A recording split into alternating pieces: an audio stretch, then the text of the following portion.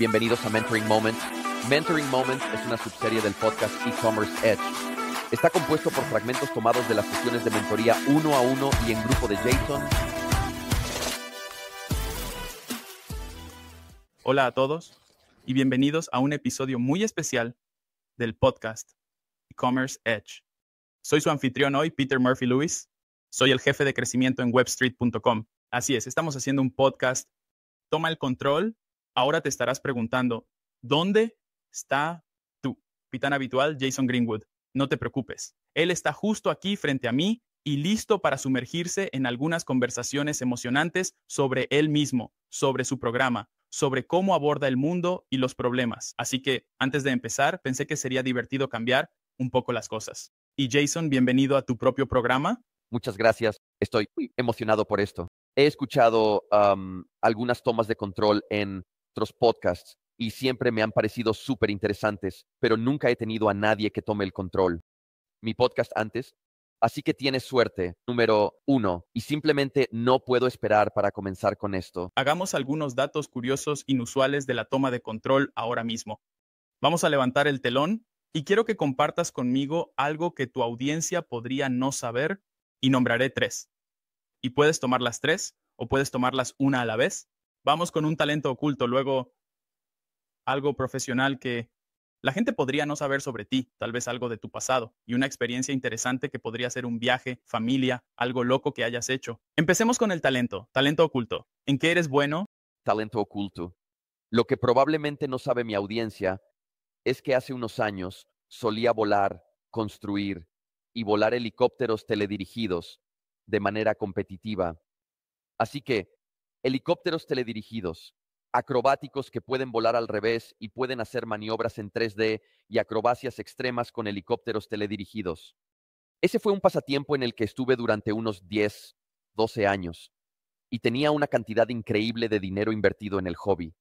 Ya no lo hago, pero ciertamente es una habilidad y todavía hay algunos, videos flotando por ahí en YouTube de algunas competiciones en las que volé y eso es algo que sí, no creo que muchas personas, si es que alguna, no creo haberlo mencionado en el podcast antes, así que creo que creo que esa es una habilidad que la gente probablemente no sabe que tengo o que tenía. Quizás tengamos que pedirte que busques algunos de esos videos y pongas los enlaces en las notas del programa porque mi mente inmediatamente pensó que es un pasatiempo caro y no tan rentable como estar en el espacio del comercio electrónico. Sí, no, es un pozo de dinero. Es como los barcos. ¿Cómo terminas con una pequeña fortuna en helicópteros teledirigidos? Comenzar con una fortuna muy grande en helicópteros teledirigidos. Está bien, pasemos a algo profesional, algún tipo de cosa que has hecho en tu vida, que haces actualmente que tu audiencia podría no saber. Vaya, soy tan transparente sobre todo lo que hago profesionalmente y creo tanto contenido. Esto va a ser realmente difícil. ¿Qué tal el primer trabajo? Sí, primero, oh, ya, está bien. Esa es una muy buena. Mi primer trabajo real, aparte de un pequeño romance de verano, pero mi primer trabajo real fue en un lavado de autos, donde hacíamos el detallado después de que salía de las bahías de lavado, pero también echaba gasolina allí.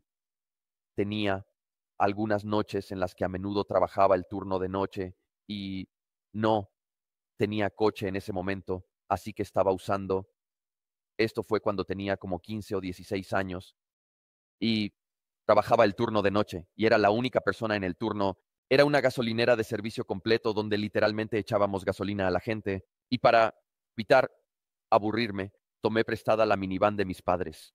Y esto fue la época de las cintas de video VHS, así que ponía un asiento y un televisor en la parte de atrás, un televisor de 12 voltios en la parte trasera de esta minivan y ponía películas en cinta VHS para entretenerme entre clientes.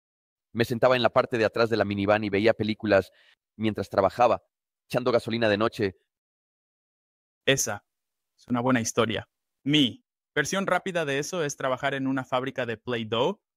Tú y yo hablamos brevemente antes de empezar a grabar, lo cual es una experiencia interesante porque casi me meten a la cárcel en tu ciudad natal de Puebla, México.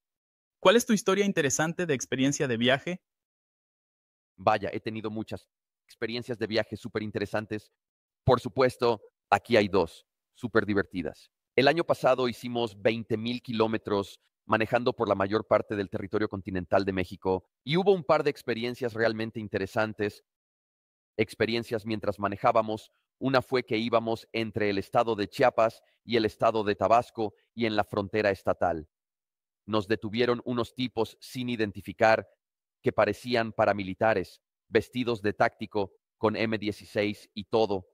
Nos dijeron que saliéramos de nuestro coche, nos pidieron que mostráramos nuestros documentos de residencia, todo ese tipo de cosas. Y no sabíamos si eran del cartel, no sabíamos si eran, no teníamos idea porque típicamente cuando te detienen en uno de estos controles fronterizos es la Guardia Nacional o la Policía Estatal o algo así, y estaban claramente identificados, sus vehículos están marcados, su equipo está marcado, todo lo demás está muy claro, tenían, ya sabes, la bandera mexicana por todo su equipo y en todo lo demás. Estos tipos estaban vestidos de negro, pensamos, hombre, está bien, somos el único coche aquí, podríamos desaparecer y nadie sabría nada de esto. Y después de eso, ellos estaban muy serios y se veían realmente enojados. Y ya sabes, habíamos estado, sabes, aprendí en línea que no debes tener, ya sabes, dinero fácilmente accesible y visible en ningún lado. Ten fotocopias de tu pasaporte, de tu tarjeta de residencia, para que no te quiten los originales en ningún control, algo así. Intenté darles copias, ellos dijeron, no, tienes que darnos los originales. Y yo pensé, está bien, no voy a discutir con personas. Llevan M16 y por suerte, en realidad, oficiales, al menos hasta donde sabemos, somos oficiales. Hice un poco de investigación después de eso y después de unos 15 minutos de interrogarnos, nos dejaron ir. Por suerte, tengo un español conversacional lo suficientemente bueno como para poder al menos responder a sus solicitudes de información. Hice un poco de investigación después de eso en línea y resulta que hay una rama especial de la Policía Federal que en realidad está designada por el sistema judicial y están específicamente encargados de, básicamente son un grupo de trabajo antidrogas y son casi como el FBI operando a nivel nacional y no tienen que tener insignias, no tienen que decir quiénes son y aparentemente esta es la fuerza policial con la que nos detuvieron, así que fue una experiencia muy angustiante, pero al final estábamos bien. Suena aterrador. Tuve una situación similar en Chiapas en 1999 en un autobús con 50 ticos, thieves. Y si no eres de Centroamérica, eso es, Costa Rica. Tuve una experiencia similar, también aterradora. Tenía 19 años. No sé si volvería. Me alegra que hicieras la investigación. En ese entonces no podíamos hacer una búsqueda en Google para determinar quiénes eran las personas que me detuvieron, pero pensé que estaba en peligro. Sí, sí, por suerte. Teníamos a nuestro perro con nosotros. Trajimos a nuestro perro de Nueva Zelanda con nosotros y él fue nuestro compañero de viaje por todo el país. Y por suerte, en varias de estas paradas, donde normalmente solo abrirían el auto y empezarían a sacar cosas, ellos miraban en la parte de atrás y él estaría ahí gruñendo y mostrando los dientes y así nos pedían que sacáramos cosas y que abriéramos cosas para ellos. En algunos casos, simplemente nos hacían pasar tan pronto como veían al perro en el asiento de atrás. Así que tuvimos la suerte de tener a nuestro protector con nosotros. Y él definitivamente nos hizo sentir mucho más seguros que si estuviéramos completamente solos, pero definitivamente asustó un poco a mi esposa y a mí. Jason, para mi audiencia, la audiencia de Web Street, cuéntame brevemente un poco sobre quién eres desde el principio. Y para que todos sepan la conexión, Web Street compra negocios en línea, especialmente de comercio electrónico también, y ayudamos a inversores acreditados a invertir en operadores que creen en ese espacio, pero que no quieren manejarlo por su cuenta. Invitamos a Jason porque es uno de los expertos en esta área y ha entrevistado a algunos del equipo de Web Street. Así que, Jason, preséntate a la audiencia de Web Street, por favor.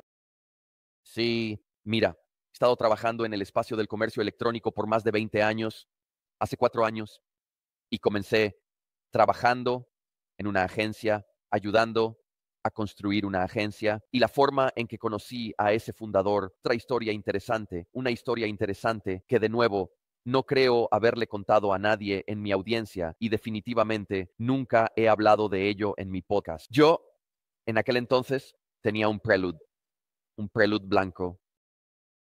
Estaba en la ciudad con mis amigos, tomamos unas copas, lo que sea. Había vuelto a mi auto a buscar mi chaqueta, salí de mi auto y cuando volví a mi auto había una chica dormida en mi auto y miré y literalmente pensé que me había equivocado de auto, que había olvidado dónde lo había estacionado y que había vuelto al auto equivocado. Resulta que ella tenía exactamente el mismo año, exactamente el mismo modelo y exactamente el mismo color de auto que el mío, que era un Honda Prelude blanco. Creo que era un Honda Prelude de 1986 o algo así. Y ella estaba borracha. Había salido de un bar y, curiosamente, para ese año en particular, algunas de las llaves eran tan parecidas entre sí y las cerraduras estaban tan cerca unas de otras que tu llave podía abrir ocasionalmente los autos Prelude de otras personas. Y su llave, ella entró a mi auto con su llave porque su llave era tan parecida a la mía que pudo entrar a mi auto y ella estaba dormida en mi auto. Y así que abrí la puerta con cuidado. Podía ver que estaba dormida en mi auto. Abrí la puerta, el auto con cuidado, y le dije, disculpa, creo que estás en mi auto. Y ella se asustó. Ella se asustó. Ella me dijo, ¿qué estás haciendo en mi coche? Y yo le dije, no, este es mi coche. Y ella se despertó y dijo, no, no estoy en tu coche. Y yo le dije, puedes mirar la matrícula si quieres. Puedes salir y mirar la matrícula. Ese es mi equipo. Ahí está mi cosa en la parte de atrás del coche. Si miras hacia atrás, ella no podía creerlo. Ella estaba un poco ebria y simplemente se metió en el coche equivocado porque se parecía mucho al suyo y estaba en el mismo estacionamiento que su coche. Y a través de ella, una de sus amigas, que era estadounidense y que se había casado con un kiwi en Nueva Zelanda y tenía una agencia en Nueva Zelanda, me la presentó porque intercambiamos detalles. Y nosotros estábamos como, oye, deberíamos, no sé cómo nos conocimos, pero fue como, oye, deberíamos ir a tomar un café o algo así alguna vez. Y al final ella me presentó a este chico estadounidense que era dueño de la agencia y ese fue el primer trabajo en comercio electrónico que tuve, conociéndolo a través de una chica que estaba borracha y que terminó metiéndose en mi coche una noche después de salir con sus amigas. Y así, como entré en la industria, y luego empecé mi propio negocio de comercio electrónico puro con un amigo mío a raíz de eso. Luego hice más en la industria, trabajé para otras marcas. Ahora dirijo mi propia consultoría, pero así fue como realmente entré en la industria y es una historia muy divertida, interesante. Jason, ¿sabes a dónde fue mi mente? Para los jóvenes en la audiencia que nacieron después de que Craigslist se volviera útil, antes de que nacieran Tinder y Grindr, muchas veces la gente en Craigslist escribía en la sección de conexiones perdidas y puedo imaginar a Jason diciendo, oye, tú y yo nos conocimos en un Prelude, tú estabas en el mío, tienes un preludio, no sé a dónde fuiste. Podemos empezar un negocio de e-com juntos y ella es 10 años más joven que tú, así que ella está en Reddit, ella está en el subreddit de amantes del Prelude y eventualmente ustedes se encuentran en este lugar llamado The Matrix. Sí, sí, mira, podría haber salido así, no salió así, pero sí, absolutamente. Curiosamente, otra cosa que no creo haber mencionado nunca en mi podcast antes es que mi esposa y yo, no esta chica que no se convirtió en mi esposa ahora, nos conocimos a través de Instagram. Ella me mandó un mensaje directo en Instagram. ¿Cuál fue su frase para ligar? Ella dijo, ¿cómo estás esta noche? Curiosamente, ella, en realidad, de manera extraña, todavía no sabemos cómo funcionó hasta el día de hoy. Tengo que agradecerle a Su por esto. Esto fue hace como 7 años, 7 años y medio desde que nos conocimos. Y en ese entonces, tu página de explorar generalmente se basaba en la proximidad a las personas, ¿verdad? Y de alguna manera, un día aparecí en su página de explorar. A ella le gustó lo que vio. Ella fue a mi perfil. A ella le gustaron un par de mis fotos. Me gustaron un par de sus fotos, la seguí, entonces ella me siguió de vuelta porque en aquel entonces si salías de tu página de explorar sin hacer clic en un perfil que te gustara, ese perfil desaparecía para siempre. Volverías a tu página de explorar y se actualizaría y te mostraría un montón de nuevos perfiles y ella sabía que si quería seguir a alguien de su página de explorar, tenía que actuar en ese momento. Así que ella fue a mi perfil, le dio like a algunas fotos y nos seguimos mutuamente. Nos seguimos durante aproximadamente una semana y luego ella dijo, esperaba que fueras tú quien me contactara. Yo esperaba mensajes directos, pero tú no lo hiciste. Y así que tomé la iniciativa. Te contacté a ti en su lugar. ¿Y cómo estás esta noche? Y hemos hablado literalmente todos los días. Desde ese día hemos hablado el uno con el otro todos los días. Jason, ¿has sido un e-com? Quiero ir al espacio que tenemos en común, e-com, activos digitales, negocios digitales. Dime, ¿Qué es lo que te apasiona de este espacio después de tus 2 décadas de experiencia? ¿Es el modelo de negocio? ¿Son las personas? ¿Es la forma en que resuelves problemas? ¿Es la escalabilidad? ¿Qué te motiva? Creo que son dos cosas. Creo que son la tecnología y las operaciones. Esas son las dos cosas que siempre me han interesado sobre este espacio. Y siempre me ha interesado la tecnología. Mi papá, cuando crecí en una familia emprendedora, mi papá tuvo su propio negocio toda mi vida. Empezó trabajando en el negocio de las máquinas de escribir, literalmente en el viejo negocio de las máquinas de escribir mecánicas. Tenía una empresa que vendía y daba servicio a máquinas de escribir. Luego, cuando las máquinas de escribir empezaron a desaparecer del mercado, él comenzó una empresa de ventas y servicio de computadoras para negocios, para la industria y así. He estado expuesto a la tecnología desde que era muy joven y le gustaba programar, le gustaba Linux, le gustaba mucho la tecnología avanzada y así que obtuve ese lado técnico de él. Y cuando era joven solía construir hot rods y autos musculosos y todo ese tipo de cosas. Así que mi papá siempre ha sido bastante técnico y así que he estado expuesto a eso desde que era un niño pequeño. Solíamos correr en motos de tierra. Mi papá me metió en el mundo de las motos de tierra cuando era muy pequeño, así que siempre me han interesado las cosas técnicas y mecánicas. Así que ese aspecto de la industria siempre me ha interesado. Y luego el lado operativo, cómo hacer que los negocios sean más eficientes, cómo automatizar ciertas funciones, cómo integrar ciertas funciones, cómo aprovechar la tecnología para crear una gran experiencia de usuario, pero también hacer que estos negocios sean más eficientes y rentables.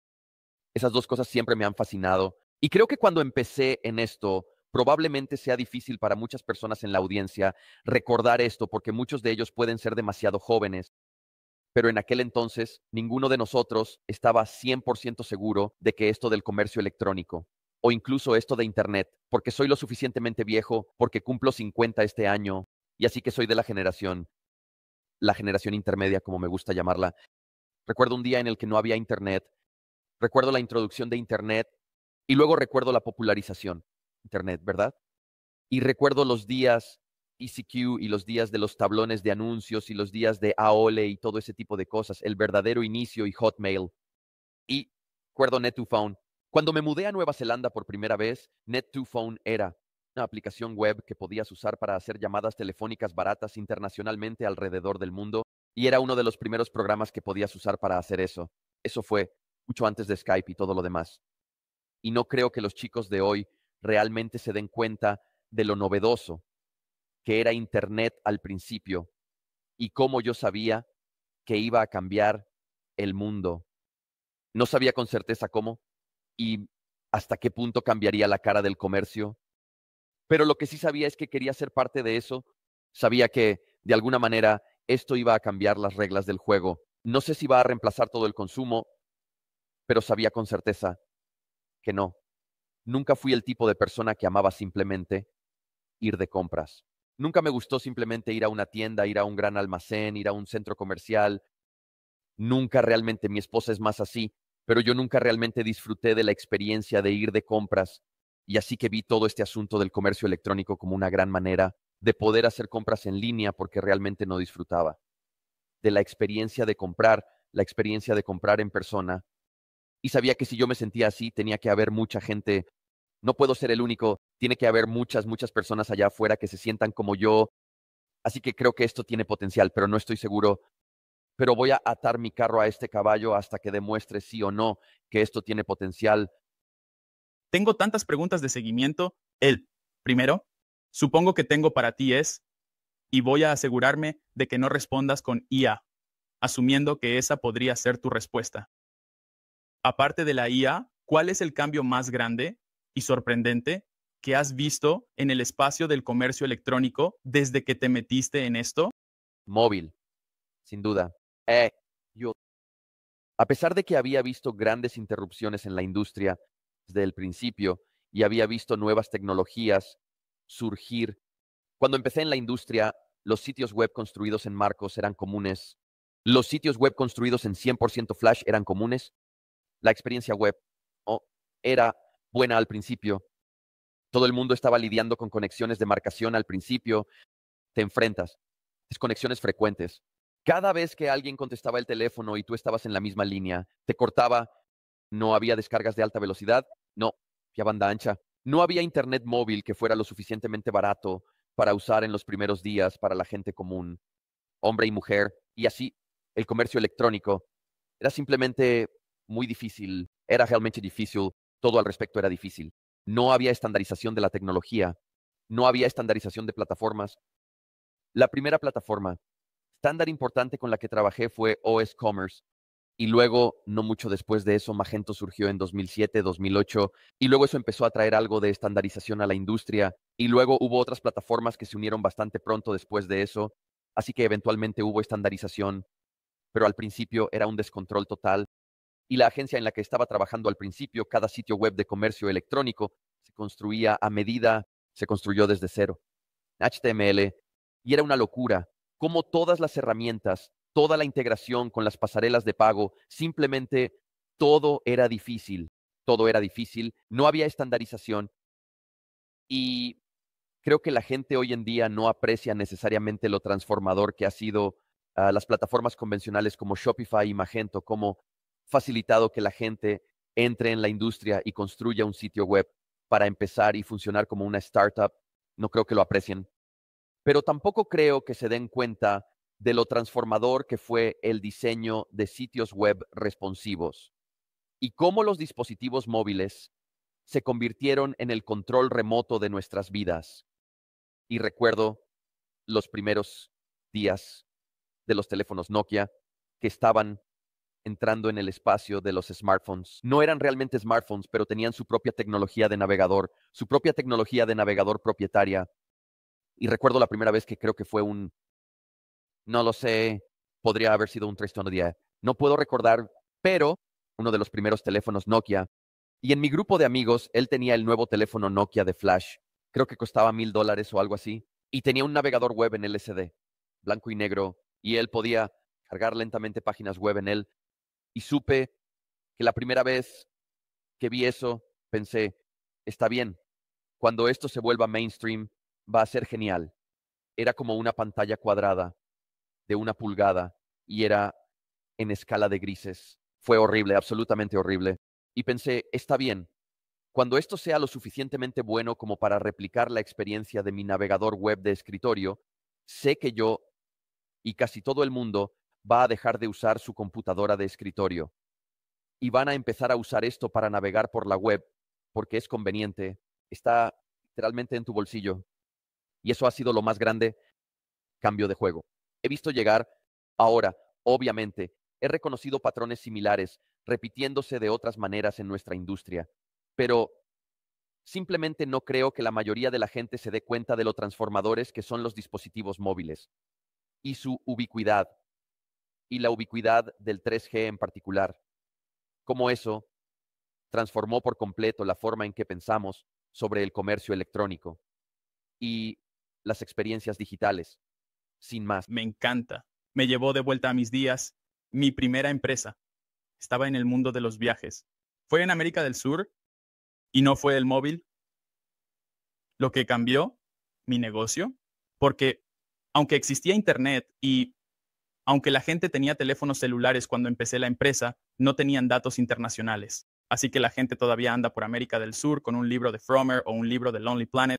Fue cuando la gente empezó a tener datos internacionales en sus móviles que eso cambió completamente las reglas del juego para mí. Y podían hacer todo el viaje de roaming y usar TripAdvisor caminando por la calle. Sí, wow, es tan cierto. Y mira, yo tenía una biblioteca completa de Lonely Planet por todos los lugares a los que viajaba. Y tienes razón, Lonely Planet era la guía si eras un viajero empedernido. Lonely Planet era tu maldita Biblia. Pero tienes razón, empecé a ver cómo desaparecían de las mochilas de la gente una vez que el Internet global móvil se volvió una realidad. Sí, ¿a dónde quería llevarlo ahora y dónde viene esto? Hay un ejercicio que encontré en el New York Times hace probablemente 15 años. Creo que son 36. Juntas para enamorarse. Para tu audiencia, no te preocupes. No estoy tratando de quitarle a Jason de su esposa, pero es una pregunta interesante. La pregunta es, ¿cuál es un momento del que estés extremadamente orgulloso Y quiero preguntarte profesionalmente, como recuerdo cuando mi esposa me hizo esa pregunta porque hicimos este ejercicio durante una cita después de haber estado saliendo durante 5 o 6 años. Le dije, ¿sabes qué? Estoy realmente orgulloso de que tengo el récord estatal de mi escuela secundaria en correr la milla. Y ella dice que nunca me dijiste eso. Así que mi pregunta para ti, Jason, es, ¿cuándo supiste que eras genial en el comercio electrónico? ¿O cuál es un momento que recuerdas en el que alguien te dijo algo y supiste que habías encontrado tu lugar? Aquí es donde ibas a parar. Pon tus pilares y aquí es donde vas a morir. Y te va a encantar cuando seas genial en esto.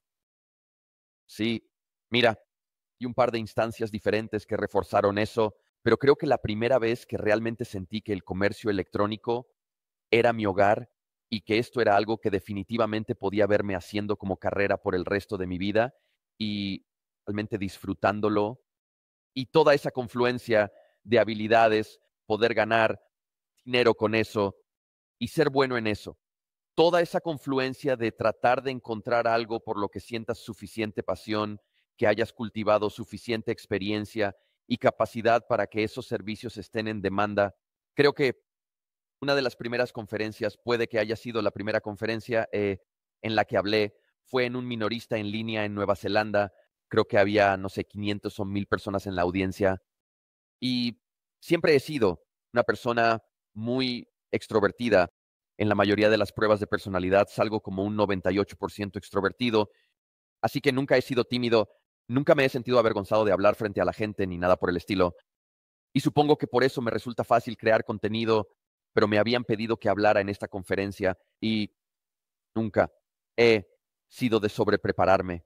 Tal vez cree 2 o 3 diapositivas como máximo y luego subo y simplemente hablo. Soy más como Gary Vee. Simplemente subo al escenario y sé más o menos y me mantengo en mi carril. Me mantengo hablando de cosas que conozco a fondo y con las que tengo mucha experiencia, así que no necesito prepararme demasiado para hablar de esas cosas. Si acaso, lo más difícil para mí es detenerme en el minuto 20 o en el minuto 30 o lo que sea, y solo recuerdo que después de eso, y esto fue hace años y años en Nueva Zelanda, que 5 o 10 personas se acercaron a mí después de ese evento y me dijeron que era la mejor presentación que habían visto en una conferencia de comercio electrónico. Esa fue la presentación más agradable, más interesante y más divertida que he visto en una de estas conferencias. No eras aburrido, eras realmente gracioso, divertido, y en ese momento fue como, está bien, puedo hacer esto, tengo algo valioso que aportar al discurso en nuestra industria, tengo sabiduría valiosa que compartir de la que la gente está sacando algo de valor, y probablemente fue esa experiencia la que me hizo decir, está bien, he encontrado mi hogar, he encontrado dónde pertenezco en este mundo. Me encanta ese momento de descubrimiento que me lleva a la pregunta sobre tus conferencias y dónde te sueles reunir. Estoy usando esta gorra de una conferencia de la que acabo de regresar de Rotary, Protium Network, a la que fui en representación de Web Street. Voy a conferencias de Dynamite Circle alrededor del mundo, a veces en México, donde sigues aprendiendo. Y para ayudarte, inspirarte, aprendo ya sea cuando ayudo a los clientes a resolver sus problemas o aprendo de personas más inteligentes en conferencias. ¿Agregarías eso a tu lista y hay algo extra que añadirías? Y esos dos tienen 100% de razón, pero también mi podcast. He hecho 430 episodios del podcast hasta ahora y aprendo algo nuevo con cada invitado que tengo y trato de tener en el podcast a personas que son expertas en cosas en las que yo no soy experto y sobre temas que no conozco tanto, y siempre termino teniendo una conversación fantástica, siempre termino aprendiendo cosas nuevas o nuevos ángulos, nuevas perspectivas, nuevas visiones sobre ese tema. Y sí, hablando en conferencias, asistiendo a conferencias, voy a estar hablando en B2B Online Florida, que se llevará a cabo en noviembre. Y ahora que he enfocado mi consultoría para centrarme realmente en ese segmento B2B de la industria, no solo desde la perspectiva de los vendedores B2B, sino también de las agencias que trabajan en el espacio B2B, inversores que operan en el espacio B2B y proveedores de plataformas que trabajan en el comercio electrónico B2B. Y ahora que realmente he comenzado a enfocarme, especialmente en los últimos 2 años, en ese nicho, hay todo un nuevo mundo de conferencias específicas de la industria en el espacio B2B para fabricantes, mayoristas, distribuidores y personas que operan en ese ámbito. Esa es toda una nueva serie de conferencias en las que ahora estoy participando. En comparación con los primeros 3/4 de mi carrera. Estuve trabajando intensamente en el espacio B2C y D2C y asistiendo a las charlas y conferencias que están muy enfocadas en el comercio electrónico, el comercio omnicanal, el retail digital, pero para minoristas. Y eso es lo que he encontrado que es súper divertido y emocionante sobre especializarme en B2B, es que es un mundo completamente diferente de especialistas de la industria de los que puedo aprender e interactuar. Y eso ha sido súper emocionante y de donde aprendo mucho. Eso me lleva a preguntarte, ¿qué te emociona en el próximo trimestre, en 2 trimestres, en 3 trimestres? Probablemente sepas por tu relación con Teal y Web Street que ahorramos un porcentaje de nuestro fondo cada año o cada trimestre para Summit Ecom. Este trimestre estamos invirtiendo en SaaS. Estamos invirtiendo en agencias. Obviamente estamos invirtiendo en D2C, algo de Amazon FBA, pero ¿qué te emociona en los próximos 6 meses, tal vez 9 meses, que nuestros inversores tendrán en su agenda para un fondo, tal vez el fondo 10, el fondo 11? Sí, mira, sueno como un disco rayado, pero estoy viendo, ya sabes, como dije que he visto otros patrones desarrollarse en nuestra industria después de haber observado todo el patrón móvil desarrollarse. He visto que ese mismo tipo de patrón comenzado a suceder en el mundo B2B, así que sería absurdo hoy en día para cualquier marca minorista. Digamos que eres una marca emergente, y ya sea que seas D2C o un vendedor B2C y seas un agregador de productos, sería una locura que comenzaras un nuevo negocio minorista hoy y no hicieras comercio electrónico, tiendas minoristas físicas, ¿no? Siempre tendrías un sitio web de comercio electrónico. Sería ridículo, sería impensable básicamente comenzar una nueva marca minorista hoy y no ofrecer comercio electrónico.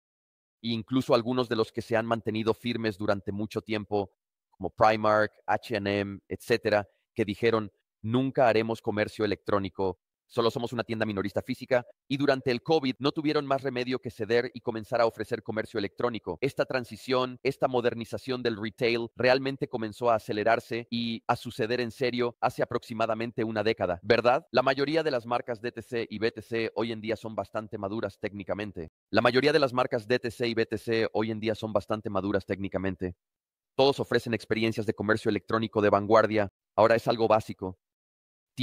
Si quieres ir y contratar en este ámbito a un gerente de comercio electrónico o un jefe de digital o un CDO, hay muchas personas que son especialistas en este campo. Es relativamente fácil contratar capacidades en este ámbito hoy en día. Hay muchas agencias que se especializan en eso. Y estoy viendo una revolución lenta sucediendo en el mundo B2B que refleja esto, porque la mayoría de las marcas B2B y los comerciantes y vendedores no se llaman a sí mismos comerciantes, se llaman a sí mismos vendedores B2B o fabricantes o mayoristas o distribuidores. Y estoy viendo que durante el COVID muchas marcas B2B se dieron cuenta, oh Dios mío, dependemos tanto de los representantes de ventas en el campo y de repente nuestros representantes ya no pueden salir a ver a la gente, no pueden salir a buscar nuevos negocios, no pueden ir a tocar puertas, no pueden ir y tener el ciclo de llamadas habitual. Y dicen, wow, no tenemos ninguna ruta digital para el mercado aquí. Mejor que pongamos nuestras cosas en orden. De lo contrario, vamos a salir del negocio. Y eso realmente encendió una chispa en el espacio B2B durante el COVID. Y gran parte de esa demanda ha continuado después del COVID porque todos sabemos que algo así va a volver a suceder si Bill Gates tiene algo que decir al respecto.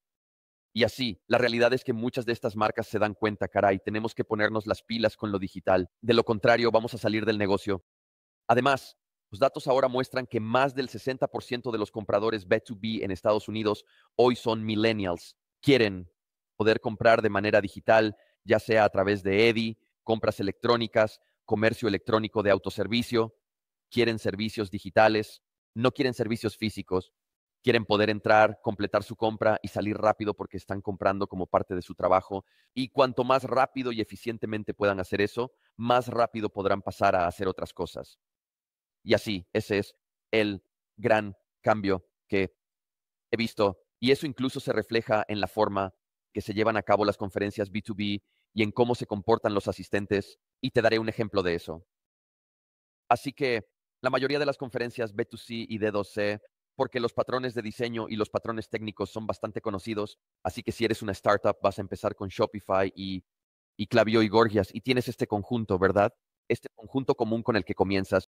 Entonces, cuando llegas al siguiente nivel de escala, tal vez implementes, tal vez comiences en la parte de atrás, comiences con Xero o QuickBooks o algo así. Entonces, cuando creces un poco más, tal vez migres a NetSuite en la parte de atrás. Quizás implementes un PIM, quizás vayas por el camino omnicanal, etcétera, etcétera. Así que tenemos estos manuales estándar para marcas D2C y B2C. Y como resultado de eso, las personas que asisten a la mayoría de las conferencias de retail evitan el salón de proveedores como si fuera la peste, porque saben, han oído hablar de todas esas tecnologías antes, saben lo que hacen todas esas tecnologías, no necesitan ir a pedir una demostración, ¿verdad? Les están tocando la puerta todos los días por parte de proveedores. En el mundo B2B, todavía es tan joven y tan incipiente y tan inmaduro que cuando entras al salón de proveedores en la mayoría de las conferencias, B2B está lleno de vendedores B2B que quieren aprender más sobre lo que hay para ellos en términos de tecnología para automatizar su negocio y llevarlos arrastrando, ateando y gritando al siglo XXI. Así que una de las cosas más grandes que estoy viendo ahora mismo es que B2B está tratando de alcanzar a B2C y D2C. Y es súper emocionante ser parte de eso. Creo que tengo dos preguntas rápidas a medida que comenzamos a cerrar. La primera es que compartiste dónde aprendes. Compartiste hacia dónde van las tendencias, especialmente en B2B. ¿Qué sigues que no esté en el espacio del e-commerce? ¿Tienes a alguien de quien aprendes en YouTube o un libro? ¿O tienes un boletín favorito o alguien en LinkedIn que, aunque quizás no te haga mejor en un podcast o en e-commerce, te gusta cómo te hace sentir como ser humano? Totalmente. Así que soy un gran fan de los podcasts, no solo produciendo, sino también escuchando. Y me encanta escuchar el podcast All In Drew, me encanta escuchar. Realmente me encanta escuchar el diario de un CEO, me encanta escuchar. Hay mucho dudaría en usar el término gurús de autoayuda, pero ciertamente hay esta intersección en el mundo de los negocios entre el éxito empresarial, el éxito personal, el éxito espiritual, la salud mental y emocional. Definitivamente hay una confluencia de esas cosas. Me encanta escuchar a Cam Hanes. Me encanta, ya sabes, me encanta una variedad de contenido diferente que consumo. Y así que para mí, yo escucho esta semana en Startups. Escucho muchos podcasts generales, podcasts de negocios generales, podcasts de emprendimiento generales, pero también de mentalidad, de autoconocimiento, de autoayuda, de superación personal, de introspección. Me gusta la idea de que para mí nunca he seguido lo que la sociedad me dice que haga. No me casé hasta que estuve en mis 40. No tengo ni quiero hijos y mi esposa tampoco. No fui a la universidad ni obtuve un título. Empecé a trabajar justo después de la secundaria. Soy en gran parte autodidacta en mi industria y en lo que sé, no lo hice. Como estadounidense, es muy extraño. Si eres estadounidense y primero que nada, si tienes un pasaporte, segundo, si decides vivir fuera de los Estados Unidos, pero naciste en América, eso es algo muy extraño, eso es muy raro. He vivido fuera de América más tiempo del que viví dentro de ella. He estado viviendo fuera de los Estados Unidos por más de 30 años. Ah, no me veo viviendo en los nunca más de nuevo. Así que siempre he sido muy contrario en mi forma de pensar y siempre he tenido muchas preguntas que creo que en mi vida me llevarían a pagar en efectivo por todo. Pagamos en efectivo a la sociedad porque simplemente nunca quise seguir ese camino de la uniformidad, de hacer las mismas cosas, de la manera en que todos los demás las hacen. Y me gustaría pensar que así es como manejo mi negocio. Me gustaría pensar que eso moldea y afecta la manera en que doy consejos y dar orientación a las personas basada en la experiencia real y salir de mi propia cabeza, salir de mis propios círculos de eco. Así que sí, creo que eso es lo que tendría que decir sobre ese tema. Jason, mi última pregunta es, ¿qué hay en el horizonte? Y puedes tomarlo como dicen algunas personas en el ámbito de la autoayuda. Di tus metas en voz alta, haz que la gente te mantenga responsable. Quizás sea porque lo has estado guardando como una sorpresa, o tal vez sea para que la audiencia de Web Street sepa qué está por venir para ti. ¿Tienes algo en lo que te estás enfocando? ¿Un nuevo invitado? ¿Tienes una comunidad? ¿Estás profundizando en una nueva plataforma? Emociónanos por lo que viene para el e-commerce. Sí, así que voy a lanzar 3 nuevas series. Así que mi enfoque para 2020, la última parte de 2024 y 2025, en lugar de tener episodios individuales o solo episodios individuales en mi podcast, quiero empezar a lanzar algunas miniseries de profundización dentro de mi podcast, profundizando en temas complejos con especialistas destacados en el área. Así que voy a estar lanzando pronto una colaboración con los chicos de ThoughtSpark sobre PIM-DM para B2B y va a ser una serie de 3 episodios. Voy a estar haciendo otra serie de colaboración con los chicos de Peter Commerce y uno de sus SIs, donde vamos a hablar específicamente sobre la selección de plataformas, la selección de SIs en el espacio B2B, cómo eso impacta el éxito de los proyectos y cuáles son las cosas a tener en cuenta para... Voy a hacer otra colaboración con otro grupo de chicos de B2B, especialistas en el área, hablando sobre sus áreas de especialización, datos de productos, automatización de marketing y algunas otras cosas. Así que voy a tener 3 colaboraciones que saldrán, ya sea antes de que termine 2024 o a principios de 2025. Así que ese es uno de mis grandes enfoques para los próximos, digamos, 12 meses. Colaboraciones de miniseries de profundización para el podcast. Entonces, también voy a estar trabajando mucho más de cerca con B2BA.org, la Asociación de Comercio Electrónico, PETSB, y tienen algunos planes muy grandes para la industria y nuevas formas de ayudar a apoyar la industria y nuevas maneras de ayudar a que la industria mejore sus habilidades digitales y pueda construir más una comunidad global en nuestro espacio digital B2B. Y voy a involucrarme mucho más con ellos, avanzando y algunas colaboraciones con ellos. Así que sí, estas son las cosas que vienen y que me tienen súper emocionado. Jason, ha sido una conversación muy iluminadora. Es la primera vez que nos conocemos, pero no es la primera vez que escucho tu podcast. Es la primera vez que soy el anfitrión de e-commerce Edge. Así que muchas gracias. ¿Algún pensamiento final para tu propia audiencia, Jason, antes de despedirnos? No, muchas gracias. Realmente aprecio esto. Esto fue tan fascinante. Hiciste un buen trabajo. Gracias. Fantástico trabajo. Esto fue una toma de control increíble. Sacaste cosas de mí que literalmente nunca he discutido en el podcast antes. Y para mí siempre fue la esperanza que estuviéramos hablando de cosas que no cubro en los más de 430 episodios anteriores. Así que realmente lo hiciste genial. Y mira, tal vez en otros 6 a 12 meses podamos hacer esto de nuevo. Me encantaría volvieras a tomar el control del podcast. Si te gustaría recibir mentoría de Jason gratis, dirígete a greenwoodconsulting.net. Desplázate hasta la parte inferior de la página y haz clic en Obtener mentoría de Jason.